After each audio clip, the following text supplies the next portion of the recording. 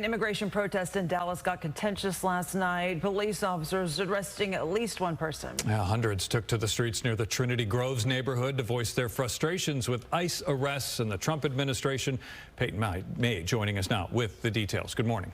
Good morning, Brandon. Yes, it started as a strictly peaceful protest with signs and flags waving, but the demonstration quickly turned heated, with protesters throwing water bottles and lighting small fireworks and police firing pepper balls. At around 7 o'clock last night, crowds started showing up around the Margaret Hunt Hill Bridge in the Trinity Groves area of Dallas. Hundreds stood in solidarity against the Trump administration's immigration policies. Now, just 3 hours later, police said the protesters needed to leave and declared an unlawful assembly. Responding to Monday night's protest, ICE Dallas says it, quote, fully respects the constitutional rights of all people to peacefully express their opinions.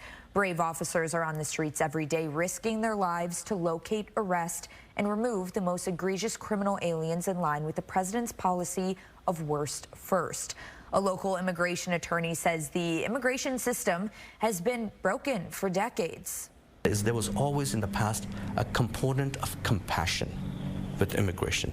You looked at a 5-year-old and you said that person should not be in handcuffs. You see a grandma, you say, okay, why is this person here? Let's figure out. Give them the opportunity to represent themselves. We never saw due process being trampled upon the way it is. The Dallas protest follows a wave of sometimes violent anti-ICE protests in Los Angeles. Cars were set on fire and freeways blocked as law enforcement used tear gas, rubber bullets, and flashbangs to control the crowd. U.S. Attorney General Pam Bondi says violent protesters can face federal charges. Yesterday, the defense secretary announced 700 Marines will arrive in L.A. to protect personnel. The president also activated the National Guard there, the first time that's happened in a state without the governor's permission in 60 years. Now, hundreds in Austin also protested at the Texas Capitol on Monday before marching through the streets. Governor Greg Abbott posted to X that more than a dozen protesters were arrested there.